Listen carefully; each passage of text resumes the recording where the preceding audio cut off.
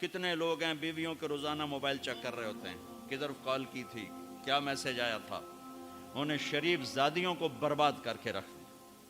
اور کتنی عورتیں ہیں جو اپنے خامدوں کا موبائل ڈھونڈ رہی ہوتی ہیں، وہ سو جاتے ہیں موبائل چیک کرتی ہیں، کہیں کہاں فون کیے، کیا میسج آئے۔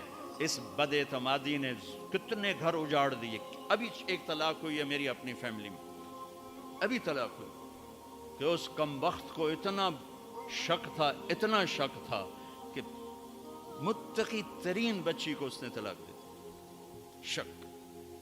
تو نکاح کا تیسرا مطلب ہے اعتماد، اور خاص مرد کا عورت پہ ایسا اعتماد کہ ایک جان ہو جائے، شاخوں کا آپس میں یوں جڑ کے ایک چھت بنا دینا کہ وہ یک جان ہو جائیں، دو زندگیوں کا یوں جڑنا کہ ایک جانوں کے چھت بنے، چھاؤں بنے، اور اس میں اگلی نسل پروان چڑھے اور پیدا ہو۔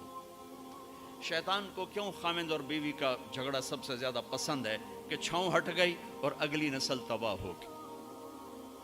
شیطان روزانہ کچہری لگاتا ہے، پوچھتا ہے آج کیا کیا، کوئی کچھ کہتا ہے، کوئی کچھ کہتا ہے، سب کو ٹھنڈا جواب دیتا ہے، ٹھیک ٹھیک۔